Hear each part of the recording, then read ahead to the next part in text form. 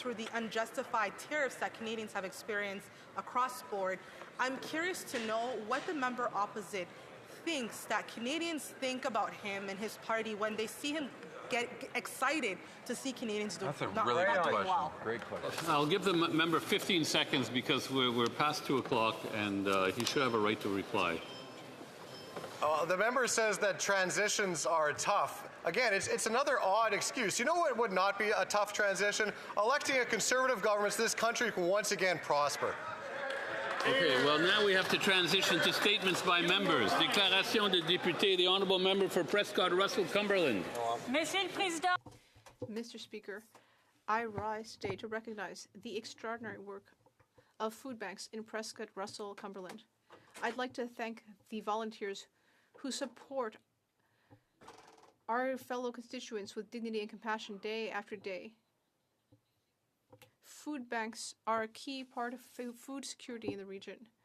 Ever since I was elected, I committed to working closely with these organizations.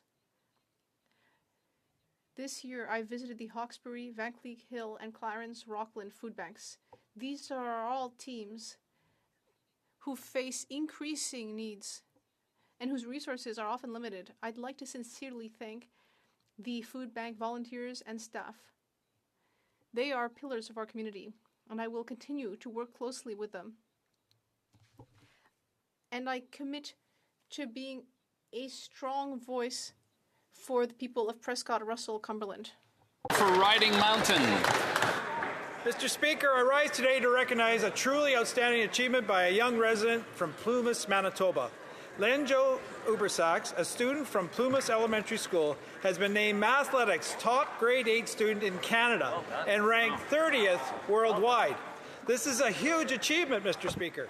As his teacher, Mark Dodd, explained, this is one of the largest academic competitions in the world. More recently, through the Mathletics program, Lenjo had already completed the entire grade 9 math curriculum and as of last Friday, began his grade 10 math curriculum independently. Plumas Elementary's principal, Fiona Rempel, extended congratulations on behalf of the school, noting that Lenjo's exceptional work ethic and determination are putting their small school on the map. Lenjo, your accomplishments are very well deserved. Congratulations on this remarkable success. We look forward to following you on your journey of academia. Hear, hear. The honourable member for New Westminster Burnaby Mallardville. Mr. Speaker, I rise today to commemorate the life of UBC student Kai Smart, whom I worked with fundraising for mental health. On March 20th, at the age of 23, Kai tragically lost his life in an avalanche in Japan. I'd like to share some words written by Kai's parents, John and Julia. Kai was a mountain man, an explorer of the world, and a lover of people from all walks of life. He was an avid skier and adventurer. In his short life, he experienced more than many do in a lifetime. What stood out about Kai was how he moved through the world. He connected with people across borders, languages, and cultures. He carried curiosity, courage, kindness, and humility wherever he went, making others feel welcome, inspired, and more alive. Live Like Kai has emerged as a mantra in the mountain community he called home. In his memory, the Smart family is establishing a memorial fund to support young people making a positive impact. Rest in peace, Kai. Beautiful. The honourable member for Edmonton West. Thank you, Mr. Speaker. I rise to recognize 5 extraordinary young Edmontonians who are representing proudly Alberta and Canada on the world stage. Team Gladius from the River City Robotics Club competes in the First Tech Challenge, where students design, build, and program their own robots from the ground up. In just their second season, these students engineered an award-winning robot and won the Inspire Award, the competition's highest award. That victory carried them to the first World Championships in Houston as one of only 14 teams from Canada competing. And they didn't go just to watch. They won multiple matches against the very best teams in the world, against much older and much more experienced teams. Nice. Sam, Jack, Luke, Tavin, and Walter, along with their coaches Kevin, Sean, and Angela, are exactly the innovators that our future needs. Congratulations, Team Gladius. You've made Edmonton, Alberta, and Canada proud. The honourable member for Marc-Aurèle Fortin. Mr. Speaker, Canada is a spacefaring nation. We have contributed technology, research, scientists, and engineers.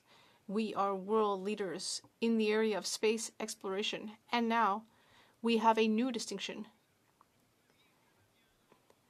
The first Canadian who has orbited the moon, Jeremy Hansen.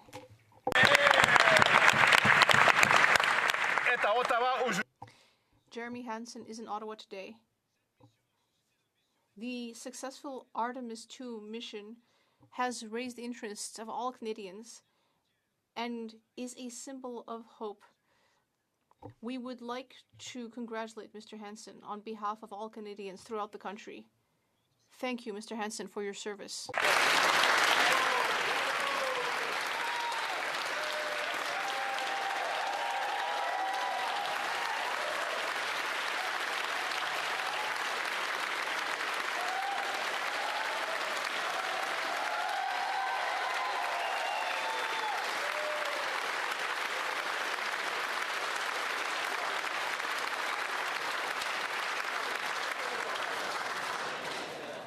The honourable member for Barrie Springwater Oro-Medonte. Mr. Speaker, thankfully summer is here, and with its arrival comes the much anticipated opening of our local farmers markets and the start of festival season in communities across Barrie, Springwater, Oro-Medonte. We are very fortunate to have two major local farmers markets operating this year. The Barrie Farmers Market is back outdoors and open every Saturday on Collier Street from 9 a.m. to 1 p.m. In Springwater, the Elmvale Farmers Market kicks off its season on June 11th and will run from 3 p.m. to 7 p.m. at the Elmvale Municipal Parking Lot. We are also fortunate to have several fantastic festivals in our region in the next coming weeks, including the Troubadour Festival, Kempen Fest, Boots and Hearts, and many Canada Day celebrations, including those in Elmvale, Hawkstone, and Barrie. Finally, this weekend, the Barrie Air Show will feature the Snowbirds, providing one of the last chances for residents to see them perform for years. I encourage all residents to get out and attend one or all of these great markets and festivals. Happy summer to all. The honourable member for Burlington. Mr. Speaker, Saturday marked 20 years since the death of OPP Sergeant Greg Staubert, a beloved Burlington resident who was killed by a careless motorist while on a training ride on his bike. A dedicated officer with 25 years of experience, a committed athlete, and a deeply loved family man and friend. In the face of unimaginable loss, Greg's wife, Eleanor McMahon, chose courage. She founded the Share the Road Cycling Coalition, which has since become one of the most influential road safety organizations in Canada. Eleanor's advocacy resulted in Greg's Law, Ontario's 1 meter safe passage law, strengthening penalties for drivers who injure or kill vulnerable road users. From grief to purpose, she transformed road safety in Ontario and saved lives. With the 20th anniversary Share the Road Grand Fondo in Milton and the annual Ontario Bike Summit, we remember Sergeant Staubert. We honor his legacy, and together we continue the work. Thank you, Mr. Speaker. The honourable member for Halliburton, Kawartha Lakes. Speaker, I rise today with profound sadness to pay tribute to a dear friend, a dedicated public servant, and remarkable leader, Murray Ferry, who passed away on May 28th. Murray spent his entire life in Halliburton, where he was born, raised, and devoted his entire community in which he loved. His commitment to public service spanned nearly 6 decades, beginning in 1971. As Reeve and Mayor of Dysart, plus 12 years as County Warden, he served with unwavering dedication, integrity, and compassion, always putting the needs of residents first. Murray's impact can be found from Head Lake Park to the arena, the curling club, the library, the hospital, the long-term care center, and many more. He helped shape the institutions for generations that will benefit because of his work. Beyond his many accomplishments, of course, Murray was a trusted friend, a source of wise counsel, and a true gentleman whose steady leadership earned the respect of all who knew him. I extend my deepest condolences to his partner, Donna, his children, his friends, and colleagues. Murray, may you rest in peace. Here, here. Good job.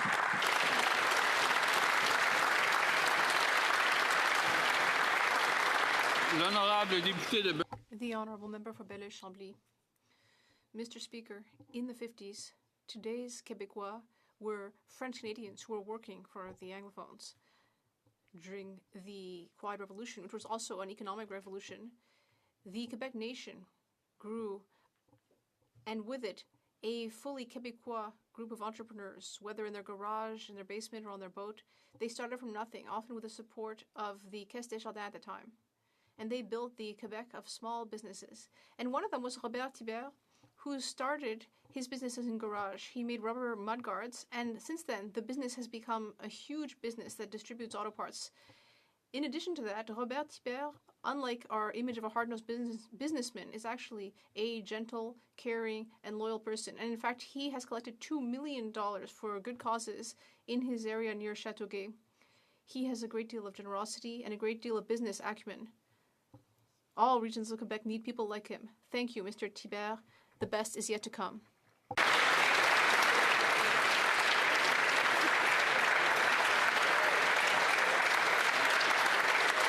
The honourable member for South Surrey White Rock.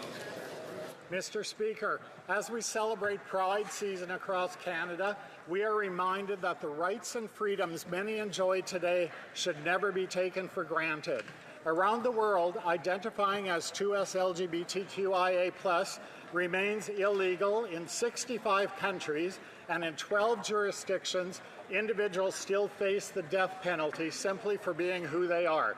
I would like to recognize the work of the Canadian Pride Caucus, which is well known for its work here at home, but it is also playing an increasingly important international role. Through engagement with foreign parliamentarians, human rights defenders, diplomatic missions, and civil society organizations, the caucus helps advance Canada's commitment to dignity, inclusion, and protection of human rights on the global scale. Mr. Speaker, I invite all colleagues from all parties to join us tomorrow at noon on Parliament Hill for the Pride flag raising. Let's come together to celebrate Pride season and reaffirm Canada's commitment to equality, inclusion, and protecting human rights for all. Happy Pride. The honourable member for Vaughan Woodbridge. Under this Liberal Prime Minister, Canada is the only G20 country to fall into a recession. Now the Liberals want Canadians arguing over labels. Technical recession, marginal recession, full recession. Even the Prime Minister himself admitted a technical recession and a recession are the same thing. But families are not sitting around the kitchen table debating definitions. They're looking at higher mortgage payments, grocery bills that keep climbing, and paychecks that are not keeping up. Our economy has shrunk in the last 3 of 4 quarters. The parliamentary budget officer says there's less than a 1% chance that this government meets its own fiscal anchor. Meanwhile, the Bank of Canada is warning that 1 in 10 Torontonians may not be able to renew their mortgages next year. Canadians have worked hard, played by the rules, and done everything asked for them. They should not be falling further behind because this government cannot control its spending. Canadians need a serious plan to restore growth, protect paychecks, and bring hope back to the Canadian economy. Hear, hear. Good job. The honourable member for London West. Mr. Speaker, this past weekend I joined members of our London community for this annual Remembering Our London Family Vigil and community walking, marking the 5th anniversary of the terrorist attack that took the lives of Salman, Madiha, Yumna, and Talat Afzal because they were Muslim. I also had the privilege of spending time with members of the Afzal family whose courage and resilience continue to inspire all of us across our city. I would like to thank the Youth Coalition Combating Islamophobia for organizing this important commemoration and for their continued advocacy to build a more inclusive and compassionate world. I also want to thank my colleagues who joined me in London for this event. As we reflect on the legacy of the Afzal family, let us recommit ourselves to confronting Islamophobia, rejecting hatred in all its forms, and building a Canada where everyone can live safely and in dignity. The Afzal family will never be forgotten. Thank you.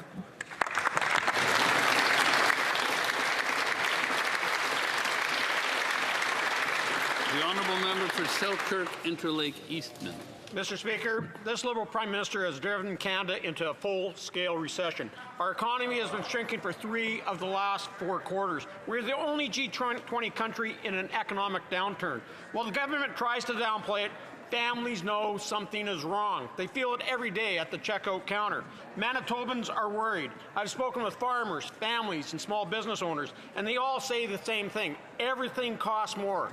Groceries, gas, fertilizer, housing. At a time when we're seeing record food bank use, the Prime Minister is spending nearly $195,000 on luxury in-flight catering. That's outrageous. The budget watchdog said this government has no chance of meeting its own fiscal targets. Growth is slowing, unemployment is growing, and businesses are leaving Canada. Manitobans can't afford the Prime Minister's out-of-touch leadership or his luxury lifestyle. It's time the Liberals replace their costly and inflationary policies with solutions that put Canadians and Manitobans first, not last. Hear, hear. The honourable member for Sackville, Bedford, Preston. Mr. Speaker, I rise today to recognize a rising star from my riding of Sackville, Bedford, Preston. 10-year-old Elise Clayton from North Preston is headed to Dublin, Ireland this July to represent Team Canada at the 2026 Dance World Cup, the second largest dance competition in the world. Elise's talent in dance has earned her a solo performance at the competition, where she is certain to make our community and country proud. Even at her young age, Elise has been preparing for this moment her whole life. According to her mom, Elise has been dancing on beat since she was just 2 years old. With her training in the categories of jazz, contemporary, and hip-hop, Elise has an exciting dance career ahead of her. But first, she's off to Dublin, and no matter where her passion for dance takes her from there, all of us in Nova Scotia will be cheering her on. Congratulations, Elise.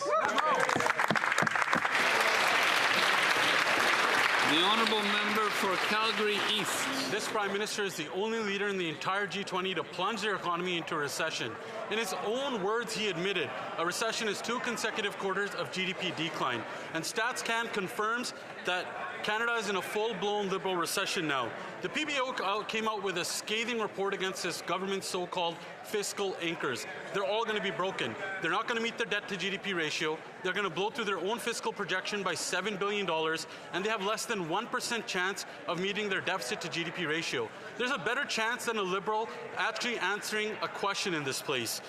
And we have solutions, Mr. Speaker. We're going to remove Liberal anti-development laws that block our resources and infrastructure. We're going to cut taxes for Canadians and Canadian businesses to unlock our Canadian growth and remove capital gains taxes for companies that reinvest right here in Canada. This incompetent Liberal government just needs to do one thing: get out of the way. The honourable member for Vaudreuil. Mr. Speaker, on April 10th, the Artemis II mission concluded safely. It was a new chapter in space exploration. Humans left Earth's orbit and journeyed towards the moon on the Artemis II mission. A mission, Mr. Speaker, that marked not only a major milestone in science and space exploration, but also a proud moment for Canada. As the first Canadian to participate in a lunar mission, Colonel Hansen joins the ranks of great explorers who have pushed the boundaries of what is possible. He and his fellow astronauts demonstrated the courage, dedication, and excellence that define humanity's greatest achievements. For Canadians, Colonel Hansen has set an extraordinary example of pride and inspiration. On behalf of my community of Vaudreuil and all members in this House and all Canadians, I would like to congratulate Colonel Hansen and the entirety of the crew. Thank you for having inspired a new generation. Merci, Monsieur le Président.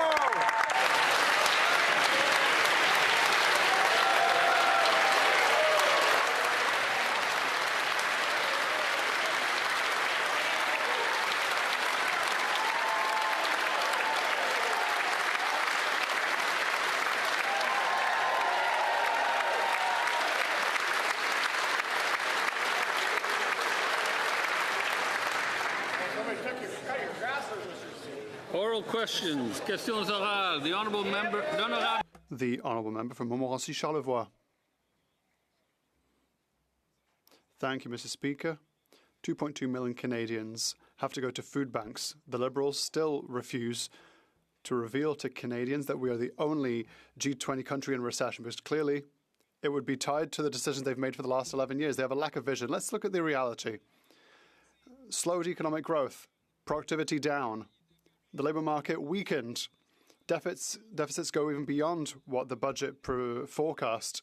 After avoiding the question for a week, and the Prime Minister say that yes or no, we are in a recession, or not, because the first step towards fixing a problem is to recognise there's a problem in the first place. The honourable member, Mr. Speaker, the member across the way has clearly missed a report on jobs that was published last Friday. Had he read it, he would have noticed that Canada has created 88,000 jobs. But the good news doesn't stop there. In our province, Quebec, the second lowest province when it comes to joblessness rate, unemployment has gone down for women, men and youth, which is great news for Canada and will continue to build a very strong Canada.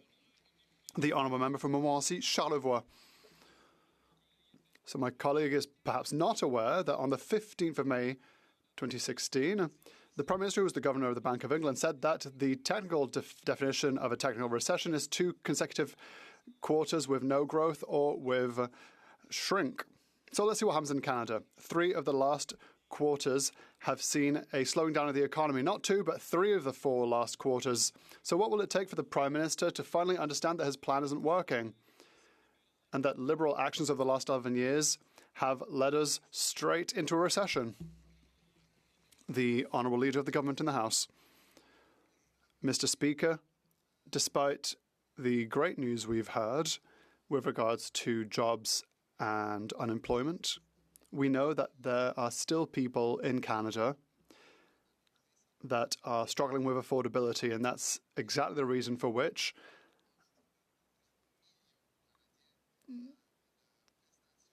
That's the reason for which 12 million Canadians received a check for essential goods and groceries.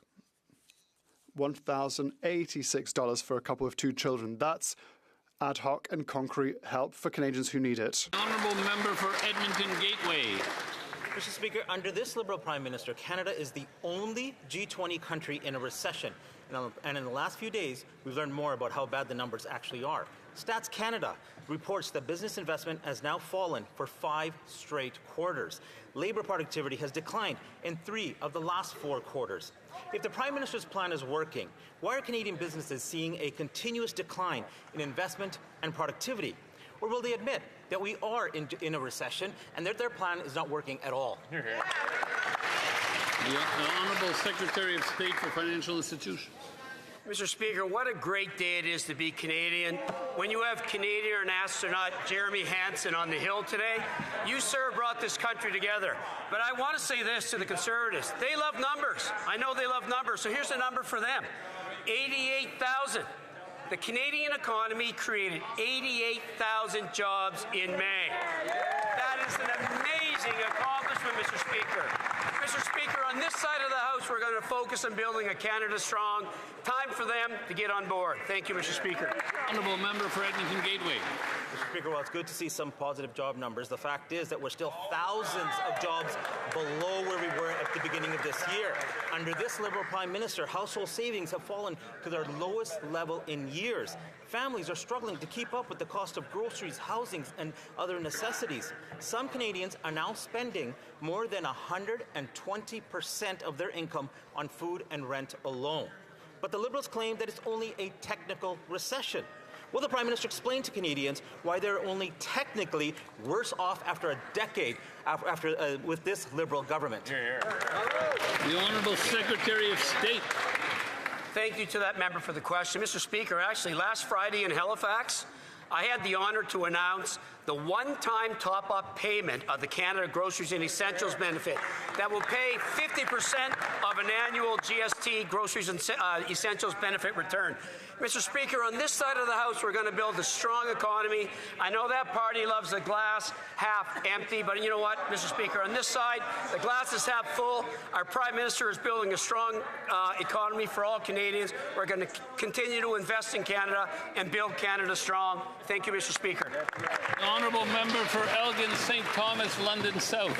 Mr. Speaker, Canada is the only G20 country in a recession right now, and it's no surprise why with this Liberal Prime Minister's record. The economy has shrunk in 3 of the last 4 quarters, labour productivity is getting worse, investment is leaving the country, government spending and debt are up, and even the Prime Minister's own hand-picked economic watchdog has had to downgrade the forecast for this country. A government that won't acknowledge the problem sure as heck can't fix it. So will this Prime Minister admit that Canada is in a recession? question.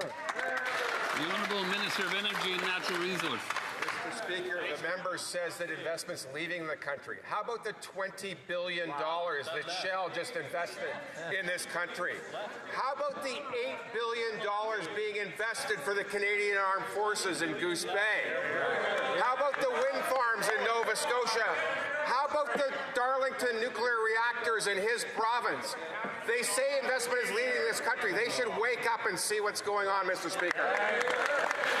The Honourable Member for Elgin St Thomas, London South. You know, Mr. Speaker, I wish that minister were as interested in the jobs of Canadians as he is in his own.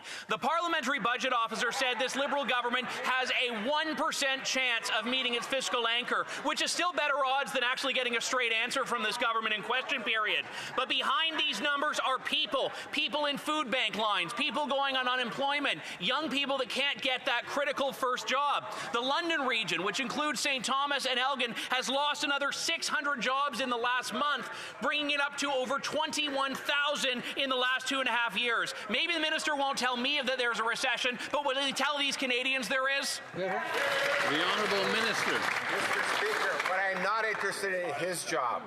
I'm interested in the 18,000 jobs we've created at Darlington.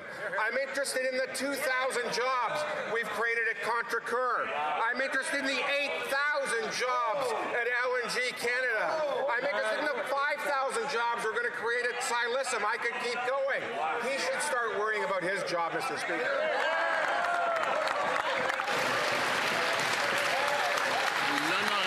The Honourable Member for Belleuil-Chambly. Mr. Speaker, it's crystal clear this time the Prime Minister is abandoning Quebec culture in the face of American digital giants.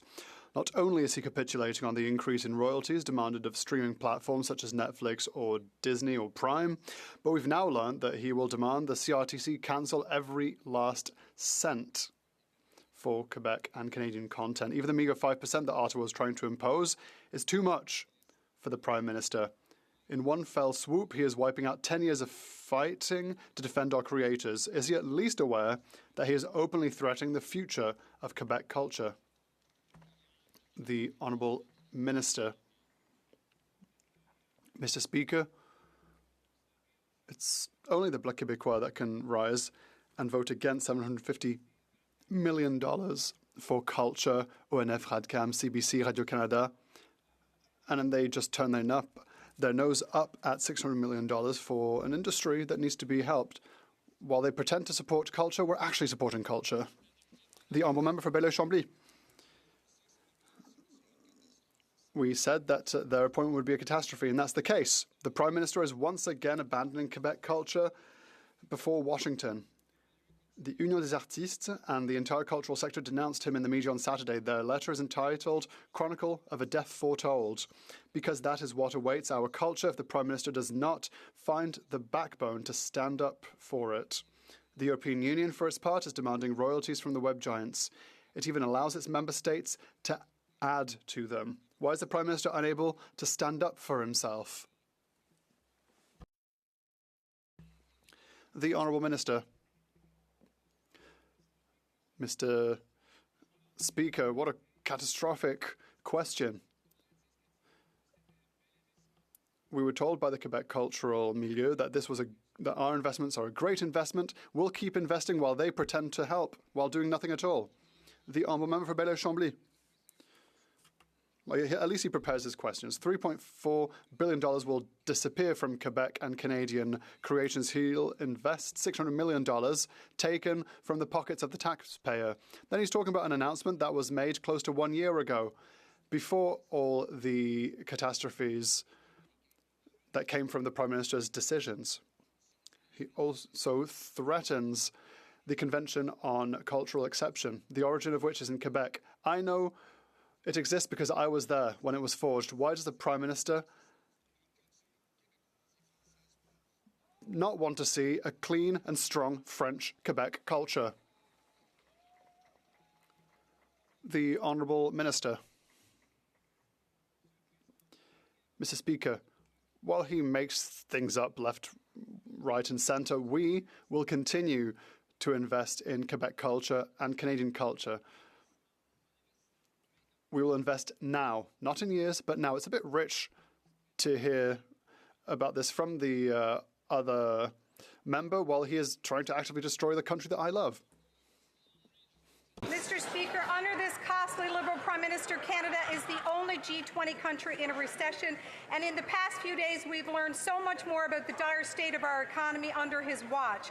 While the cost of living skyrockets, our economy has shrunk for 2 quarters straight, businesses are fleeing, capital investment has plunged for 5 consecutive quarters, and Scotiabank warns our growth is less than half that of the U.S.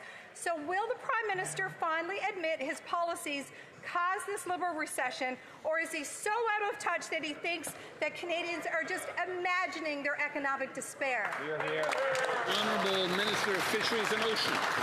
Thank you, Mr. Speaker, and I want to remind my opposition colleague from Newfoundland and Labrador that employment numbers are up in our province. And I also want to remind her once again of the almost $1 billion in small craft harbors, growing our rural, coastal, Indigenous communities that support our fisheries, essential part of rural Newfoundland and Labrador, let me tell you. Then there's also the supports around housing, road construction, infrastructure, community centres, on and on this goes. We are actually in a time of growth. I hope this member gets on board. The Honourable Member for Long Range Mountain. Mr. Speaker, clearly Liberal photo ops and empty Liberal announcements will not pay the mortgages of struggling Canadians. Right. The Parliamentary Budget Officer just confirmed that there is less than a 1% chance that this Liberal government hits its own deficit targets. They are already borrowing $7 billion more than they admitted, while driving up bloated bureaucracy to $86 billion. The broad economic picture is getting worse, not better. So will the Liberal Prime Minister tell us, are we in a recession, or are Canadians just technically doing worse after a decade of Liberals being in power? The Honourable Minister.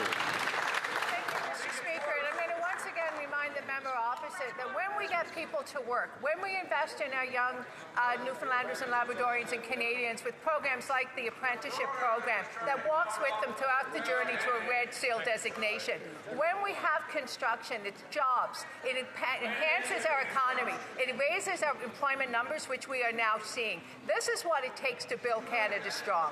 Empty slogans and just negative responses are not helpful. I invite that member to work alongside us. The Honourable Member for Kitchener Centre. Under this Prime Minister, Canada is the only G20 country in a recession. There's been no answer to why our government has failed us and brought us into a recession. First, it was a technical recession, but when Canadians pushed back, it became tariffs. But when that didn't stick, it became not enough spending and not enough immigration. What? When Canadians have to steal $10 billion worth of groceries because of affordability, is it because they're only technically hungry? The Honourable Minister of Housing and Infrastructure. Thank you, Mr. Speaker, and to the member for the question. Mr. Speaker, we're seeing rents come down across Canada right now. We're seeing 20 straight months of rents declining, which is a positive trend. We're investing in the affordable housing that Canada needs to make sure that Canadians can afford housing. We're investing in the discounts and rebates that groceries and essentials benefit, and benefits to children, food programs across the board. This side of the House votes for affordability. That side of the House votes against it. Honourable Member for Kitchener Centre. Mr. Speaker, I have hope that one day this government will actually answer questions and take accountability, but it seems as though today's not that day. When it broke that Canada is in a recession, my very first thought was, when is this government going to ask for another blank check? They already are borrowing over their budget. The spring economic update said they would borrow $65 billion this year. However, the budget watchdog says it's going to be $72 billion. I'd like to know just how much this Prime Minister will tell Canadians it's going to take to fix it. The Honourable Minister. Thank you, Mr. Speaker. Again, we're making unprecedented investments in Canada's community infrastructure. $51 billion in the Build Community Strong Fund that is going into our communities, for community centers, for housing enabling infrastructure, for public transit. These are unprecedented investments to make Canada more affordable and to get jobs on the ground across Canada for our young people. 100,000 new tradespeople that'll be trained, supported by this House again. The other side of the House doesn't support any of this action. They're just negative. Get with the program. Hear, hear. The Honourable Member for Abbotsford South Langley. Mr. Speaker, under this Liberal Prime Minister, Canada is the only G20 country in a recession. The economy has shrunk in 2 consecutive quarters. Per capita, GDP is only up 1.5% over 7 years, and labour productivity has declined for 4 years straight. Mr. Speaker, even the Parliamentary Budget Officer said there is less than 1% chance that the government meets its fiscal anchor. Will the Prime Minister tell us if we are in a recession, or are Canadians only technically doing worse after a decade of Liberal rule? Great question. The Honourable Minister of Veterans Affairs. Here, here. Mr. Speaker, British Columbians are talking to me about the fact that they see that we are facing headwinds for our economy right now. They see the U.S. charging tariffs that haven't been seen since the Great Depression. And they see the work that we're doing to invest in labor, to invest in good jobs for individuals, and they see the employment numbers coming up. Mr. Speaker, British Columbians are optimistic, and they want us to continue the work we're doing. The Honourable Member for Abbotsford South Langley. Mr. Speaker, the fact is Liberals cause the economic headwinds. That's right. The fact is that the Liberal Prime Minister is the only Prime Minister that is running this country that is in a recession. Period. Canadian banks are now warning of economic decline, with Scotiabank forecasting just 0.8% growth for Canada compared to the 1.9% in the United States, while BMO projects even weaker growth with 0.5% in 2026. Not only that, Mr. Speaker, but the Liberals are already borrowing billions of dollars over their projected costly budget. Now, will this Prime Minister finally admit that Canada is technically in a real recession? That's right. Good question. The Honourable Minister. Here, here. Mr. Speaker, as I said, British Columbians see that we are facing headwinds caused by geopolitical events and tariffs. The U.S. has fundamentally changed its approach to trade, raising tariffs to levels that haven't been seen since the Great Depression.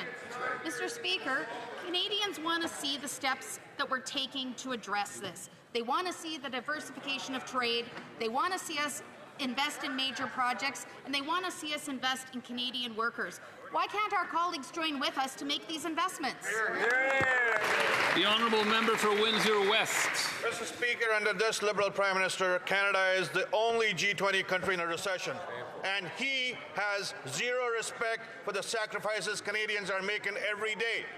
Families, we know families are cutting back, businesses are delaying investment, productivity is falling. A former central banker is driving the economy, and the Parliamentary Budget Officer appointed by him is saying there's a 99% chance he's going to drive this into a ditch. Will the Prime Minister admit Canada is in a recession, or does he believe Canadians are better off after 10 years of Liberal rule? Honourable Minister of Artificial Intelligence and Digital Innovation. Instead of gleefully running down the economy, which the opposition does every day, they should help us build it up. They don't like to point out that 88,000 new jobs were created in the May report. They don't like to point out that wages have grown faster than inflation every month since we took office. They don't like to point out rents are down 9%. And in Windsor, when we invest in central stamping, when we invest in unique tool and gauge, which we've done, guess what happens, Mr. Speaker? They oppose investing in their own communities. They should get with the program and build this country up together. The Honourable Member for Rimouski-la-Matapédia. Mr. Speaker, yet another authoritarian move by the Prime Minister. He wants to reauthorise by decree pesticides banned by science. In a provision buried in the C30 Omnibus Budget Bill, he wants to grant himself the right to overturn Health Canada's decisions by invoking undefined concepts such as economic security. Researchers and health and environmental organisations are unanimous. This is an anti-scientific measure serving the interests of big agrochemical companies. They're here today to ask for one thing. Will the government remove this provision from C30?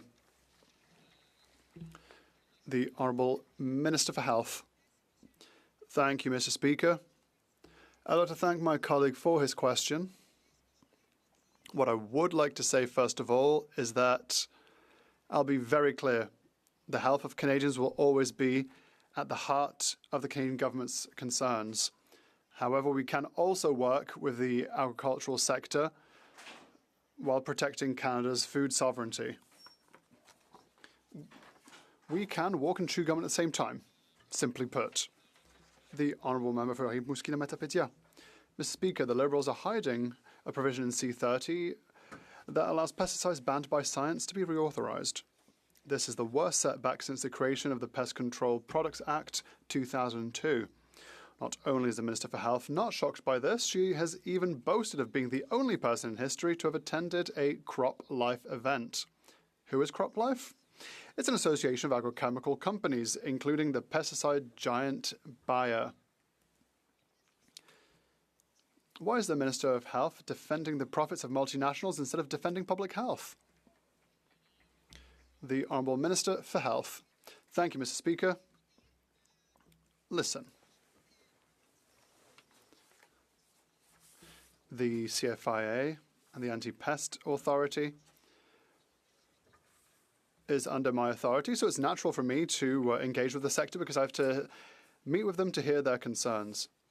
On the first point raised by the Honourable Member, I don't understand what the issue is because normally when I'm responsible for something, I need to meet the stakeholders. That's the first point. I'd like to repeat it once again. We will never authorise a product that puts people's health at risk. The Honourable Member for Mégantic-l'Érable, Lotbinière. A few facts, Mr. Speaker. Under this Liberal Prime Minister, Canada is the only G20 country to fall into recession. The Parliamentary Budget Officer has just lowered her growth forecasts. RBC, TD and BMO have revised their outlooks downwards. Canadians are seeing their standard of living decline. Yet, the Prime Minister still refuses to utter the word recession. So I'm going to ask him a simple question once again. Are we in a recession, or are Canadians simply just becoming technically poorer after a Liberal decade? The Honourable Minister.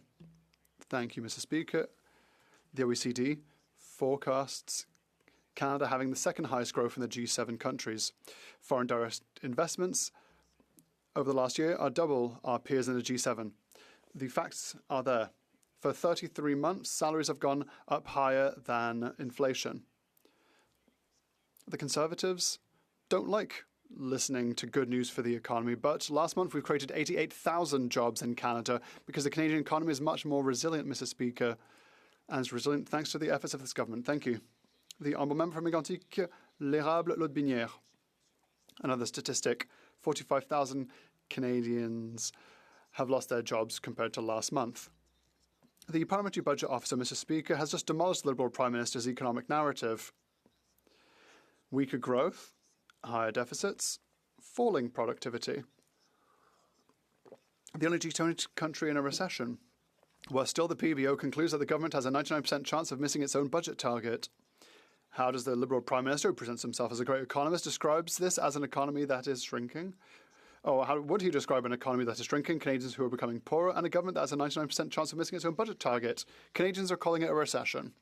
The Honourable Minister. Mr. Speaker, I understand that any face wind makes the Conservatives happy, but on this side of the House, we wake up and figure out what we can do, irrespective of what's happening outside, irrespective of the illegal and unjust tariff war. What can we do to build Canada's economy? You know what? With Nouveau Monde, we have the biggest graphite mine in the G7. We have the high-speed train project, 150 Airbus aircrafts, 88,000 jobs created last month. That's what we're up to on this side of the House. The Honourable Member for Richmond, Arthur Basker. Thank you, Mr. Speaker. Just a little reminder. The best years were under the Conservatives for the country. Weaker growth and higher deficits. That is the alarming assessment of the Parliamentary Budget Officer. The result? Per capita GDP growth in Canada remains among the lowest in the G20. The Canadian economy has contracted over the last 2 quarters. Under this Liberal Prime Minister, Canada is the only G20 country in recession. A very simple multiple choice question for the Prime Minister. Has Canada entered either A, a recession, or B, a technical recession? The Honourable Secretary of State. Thank you, Mr. Speaker. We are focused on economic growth and we are working hard on the matter. Our plan is working. Youth unemployment is declining by around 1%, which means 22,000 jobs for our youth. What's more, we're investing $6 billion in specialised jobs to recruit, hire and train 100,000 youth. We are building a strong Canada on this side of the House for everyone. The Honourable Member for Richmond North Alaska. Mr. Speaker, with all respect, we were asking if we're in a recession, a technical recession, and we're still not getting an answer. If you want to solve a problem, you have to acknowledge that that problem exists, yet the Liberals still refuse to admit that Canada is the only G20 country in a recession. According to the PBO, the Liberals will add $318 billion to the national debt by 2031, assuming no new measures are implemented. We understand the Liberal credit card truly has no limit. Will the government finally put an end to the financial mismanagement that's plunged Canada, unfortunately, into a recession? The Honourable Secretary of State. Thank you, Mr. Speaker. Our government has a plan to transform the fundamentals of our economy, to make it more resilient and to create tens of thousands of jobs, like in Darlington and Contrecoeur. We are investing in hospitals, in community centres, in public transit, affordable housing. We're creating the conditions for long-term prosperity, and we're building Canada strong from coast to coast to coast. The Honourable Member for Chicoutimi-Le-Fjord. Mr. Speaker, under this Liberal Prime Minister, Canada is the only G20 country in a recession. The Parliamentary Budget Officer's report confirms that the deficit could reach $72 billion in 2026. Meanwhile, Canada's purchasing power has been stagnating since 2015. That means groceries are more expensive, mortgages are more expensive, gas is more expensive. Are those technical bills, or will the Prime Minister admit that Canada is in a recession? The Honourable Secretary of State. Thank you, Mr. Speaker. Since this summer, we have created over 165,000 jobs in Canada, Mr. Speaker. 88,000 jobs just in the month of May. Mr. Speaker, if we look, for example, at the United States, we see that Canada is creating jobs almost twice as fast as the United States per capita. And it's interesting, Mr. Speaker, to see that so many Canadians see optimism and positivity for the future, Mr. Speaker. The Honourable Member for Terrebonne. Mr. Speaker, young people deserve to grow up in communities that are safe, united, and full of opportunities. Could the Secretary of State for Children and Youth explain to this House what the historic investment agreement reached last week with Quebec will mean for young people across Quebec and across Canada? The Honourable Secretary of State for Children and Youth. Thank you, Mr. Speaker, and I'd like to thank my colleague from Terrebonne for her question. Our government has invested $10 billion in Quebec, and young people are going to benefit from that. We're going to build modern campuses where they can study, modernized hospitals and emergency rooms, and we're going to improve public transit so they can get to school and work. We are building a strong economy for our young people, for our future. Thank you, Mr. Speaker. The Honourable Member for Newmarket Aurora. Canada is the only G20 country in a recession, and the state of the economy is dire. The economy has shrunk 3 out of the last 4 quarters. Per capita GDP shows annualized growth of only 0.2% per year over the last 7 years. Capital investment has declined for 5 quarters in a row, and bankruptcies have hit rates not seen since 2009. At what point do the Liberals stop calling these technicalities and start admitting that Canadians were promised growth and fiscal responsibility, but got a recession instead? The Honourable Parliamentary Secretary to the Minister of Finance. Speaker, it's times like this that remind me of the famous pragmatic philosopher William James, who famously said, "Pessimism leads to weakness, optimism to power." Perhaps there's no quote that could greater explain the misfortunes of the Conservative Party of Canada in this House. But let's be honest, despite the headwinds, there's much to be optimistic about in the Canadian economy. 1.5% in consumer spending. Wages outpacing inflation every month this government has been in power, and 88,000 jobs in May. That's 800%. The honourable member for Newmarket, Aurora. If denial could grow the economy, we will certainly be leading in the G20, Mr. Speaker. Canada is in a recession. Scotiabank's forecast growth of just 0.8%, BMO 0.5% for this year. The Bank of Canada warns that 1 in 10 homeowners in Toronto might not be able to renew their mortgages. While the Liberals may try to dismiss this recession, Canadians cannot ignore losing their jobs, their businesses, or delaying retirement. Will the Prime Minister acknowledge this recessionary conditions Canadians are facing are real, or are those just technicalities too? The Honourable Parliamentary Secretary to the Minister of Finance. Speaker, I want Canadians to realize what Conservatives choose to spend their time on in a time of great anxiety and uncertainty.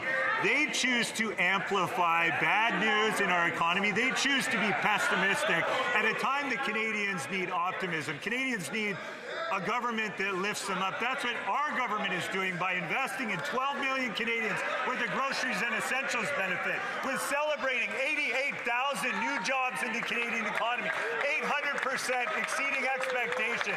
That's the kind of government Canadians deserve. They deserve much better.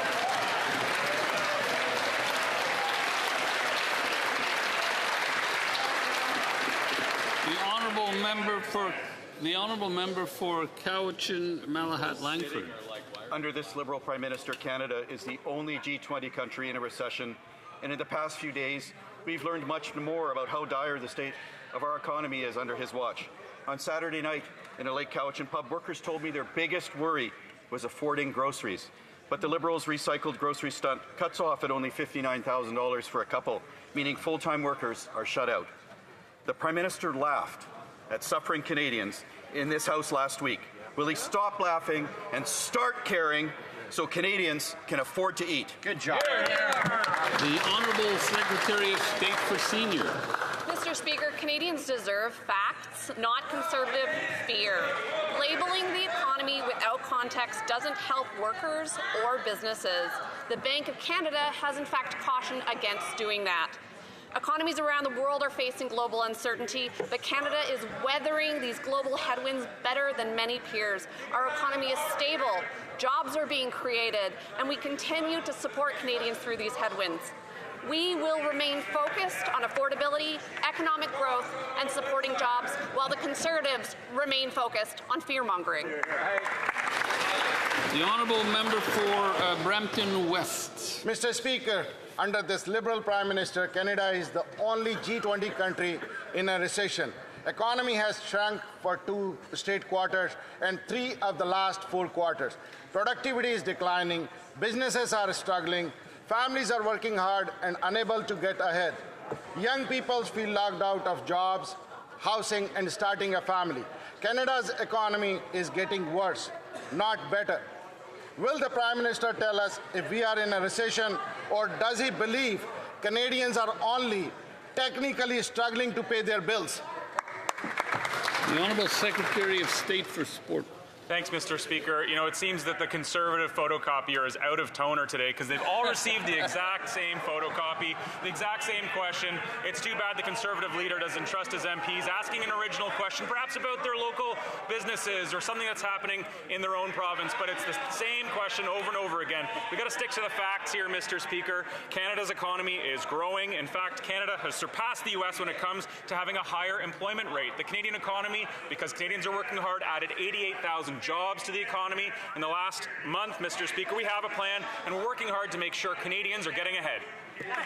The honourable member for Calgary Skyview. Mr. Speaker, under this Liberal Prime Minister, Canada has become the only country in the G27 in a recession. Businesses are no longer investing in Canada. Even the banks have lost faith. Scotiabank and BMO projecting growth at less than half of the United States. The first step to fixing any problem is admitting there is one. Will the Liberal Prime Minister admit to Canadians that we are in a recession, or will he continue telling them that they're only technically suffering after a decade of Liberal rule? The Honourable Minister for Emergency Management and Community Resilience. Mr. Speaker, my colleague from Alberta on the Conservative benches must have missed the latest job numbers for our province. Employment in Alberta is up 104,000 compared to this time last year, the strongest year-over-year job growth of any province. This is thanks to resilient Alberta workers and business who are building, hiring, investing, and help drive Canada's economy forward. Conservatives from Alberta should stop talking down their own constituents and acknowledge the work they're doing to build a better economy. The Honourable Member for Riding Mountain. Mr. Speaker, the Liberals on the Health Committee are blocking an investigation into the $300 million prescribed IT scandal. For over a month, they've stopped the committee from holding any new meetings to get answers. They have shut down meetings, they turned off committee cameras, they have blocked the health minister from testifying. And now, in a disgusting political stunt, they are using Canadians suffering with HIV as an excuse to bury the truth. If the Liberals have nothing to hide, will they come clean today and allow a full investigation into the prescribed IT $300 million scandal? The Honourable Minister of Health. Thank you, Mr. Speaker. I'll say it once again. There were governance issues at the company. The Government of Canada had one person on the board of directors, and they took the necessary measures. The CEO is gone, and we have an interim director for the moment, and they are reviewing the mandate together and how we can do better to fix the governance issues. Member for Similkameen, South Okanagan, West Kootenay. Despite handing $300 million tax dollars to Canada Health Infoway for this government's failed Prescribe IT project, you can see that the Liberals have no interest in finding out why or how this money was wasted. They have voted down every attempt to get the answers. Conservatives have been clear. We'll work through the summer to get to the bottom of this. Canadians want to hear the minister and former CAO provide testimony. Will the minister tell her Liberal colleagues to end their obstruction and get to the bottom?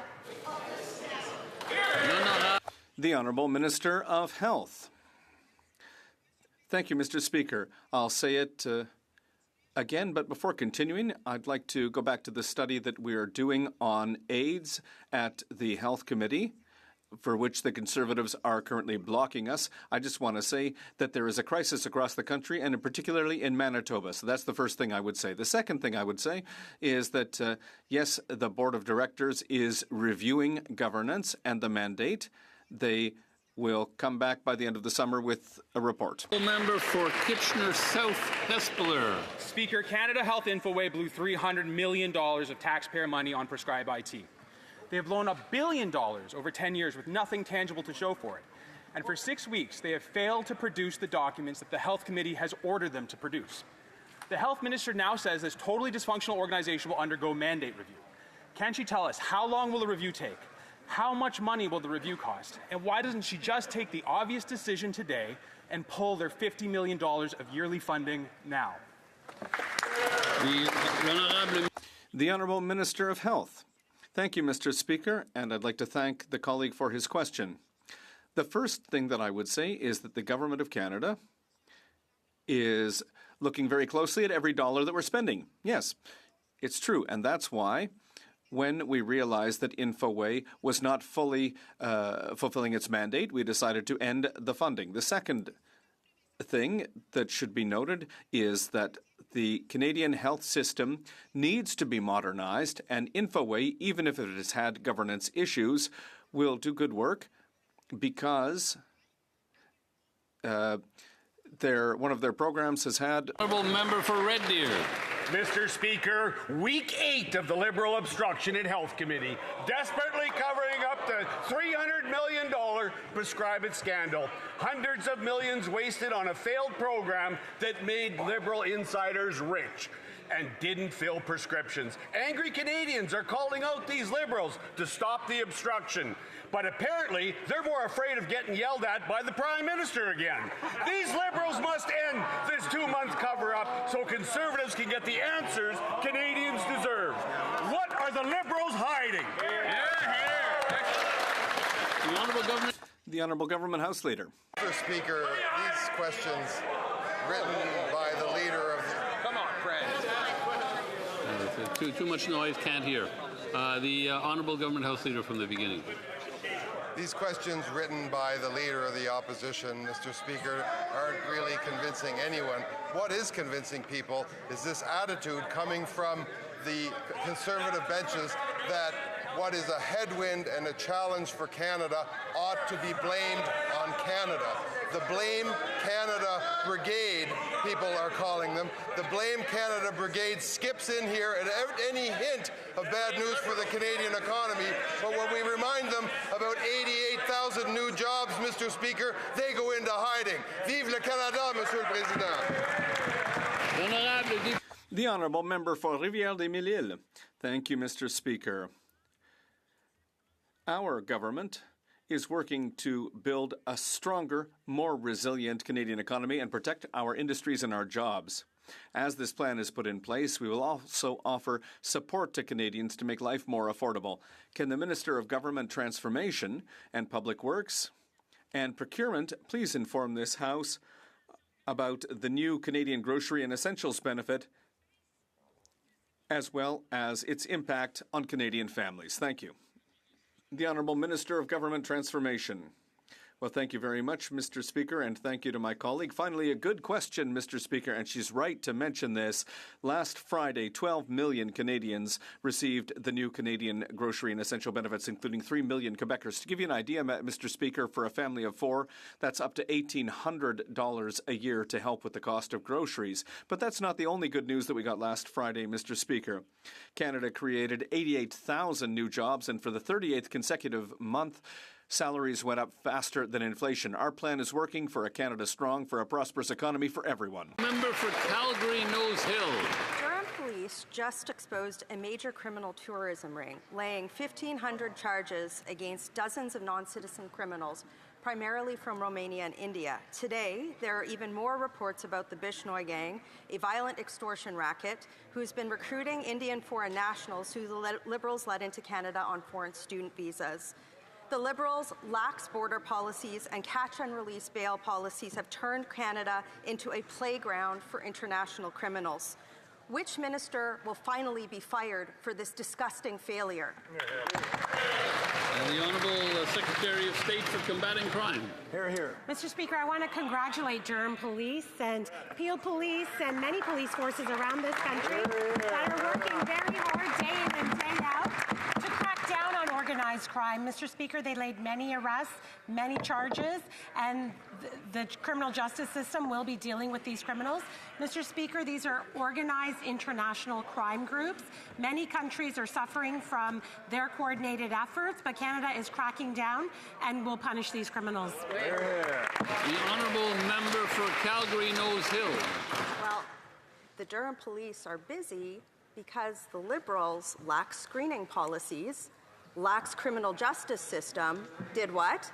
It let these people into the country to begin with, which is a problem. And it's the same light touch process that recently granted a visitor permit to a IRGC terrorist.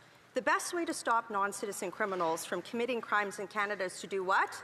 Prevent them from entering the country in the first place. Can the Liberals tell the victims of these violent, non-citizen criminals how they got into Canada to begin with? The Honourable Secretary of State for Combating Crime. Mr. Speaker, do you know what victims in my community ask me? They ask me how long investigations will take. And in order to speed investigations up and provide further tools to law enforcement, they would need Bill C-22 to pass, Mr. Speaker, except the Conservatives in this House have been delaying that bill, have been on the side of big social media giants instead of on the side of Canadians so that public safety can be served. The honourable member for Calgary Nose Hill. I don't think anybody in Canada is buying that. Everyone sees what happened here.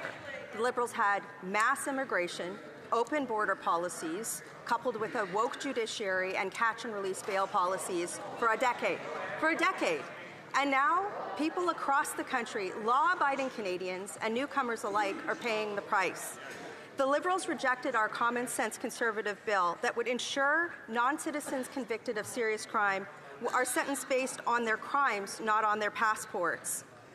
Why would they do that? Why are they continuing this craziness and allowing non-citizen criminal rings to continue to harass and... The Honourable Secretary of State. Mr. Speaker, these crime groups are linked to many countries around the world, and what law enforcement is finding that these criminals are operating not just from within Canada, but from many different countries. But you know what would help, Mr. Speaker? It would help to be able to investigate these within Canada and to be able to pass C-22. We are one of the only Western countries that does not have a legal access framework, Mr. Speaker. When will the Conservatives become tough on crime? Because the government is ready to do the work. The honourable member for Milton East, Halton Hills South. Mr. Speaker, last Friday, families in my riding of Milton East, Halton Hills South woke up to good news. May's labour force survey showed robust job gains, a promising sign that our economic plan is bearing fruit. And the CRA began issuing payments under our government's enhanced Canada Groceries and Essentials benefit, equal to a 50% increase over the previous GST credit. Can the Secretary of State for CRA and financial institutions update this House on how our economic plan is setting a long-term trajectory for growth and resilience while also making life more affordable for Canadians here and now? The Honourable Secretary of State for Financial Institutions.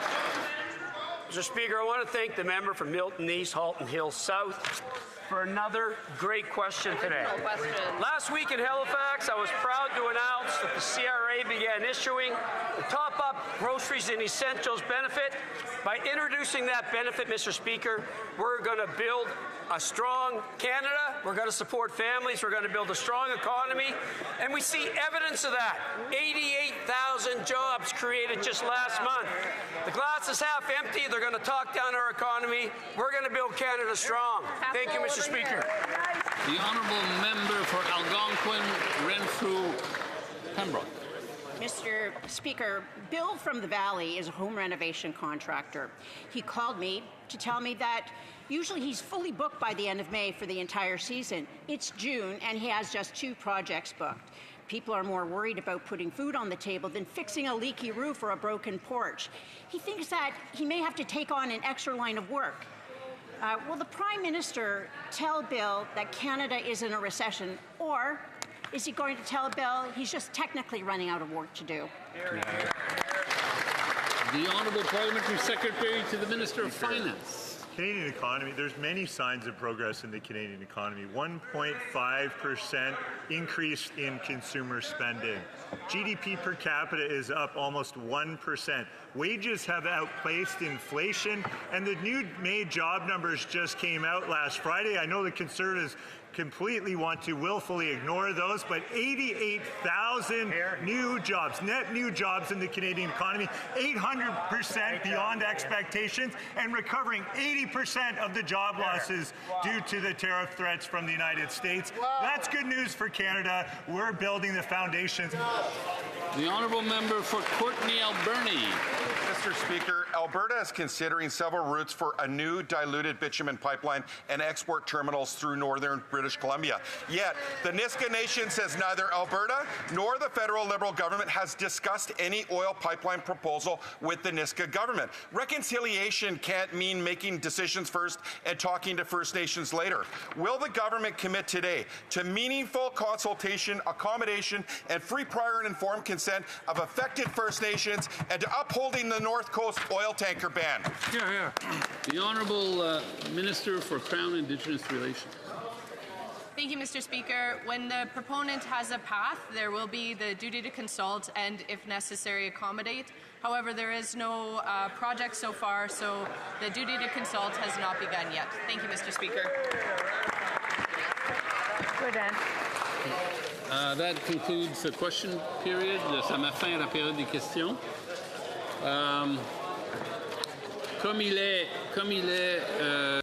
It being 3:09 p.m., the House will now proceed to the taking of the deferred recorded division of the motions at report stage of Bill C-16.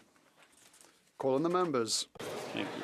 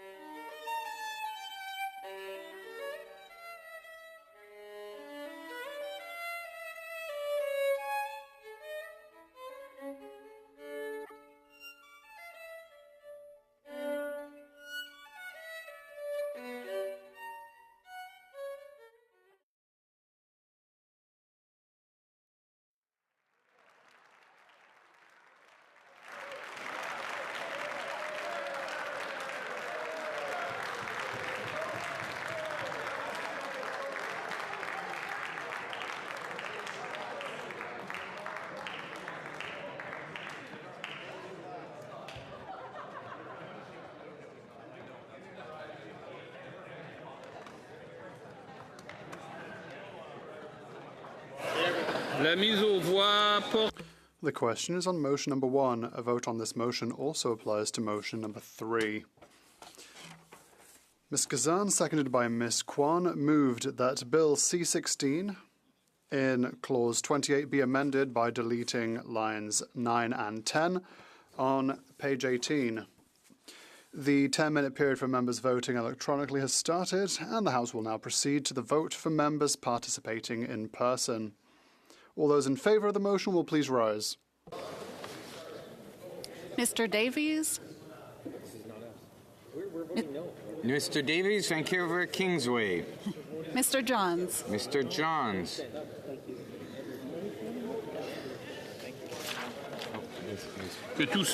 All those opposed to the motion will please rise. Yeah. Miss May?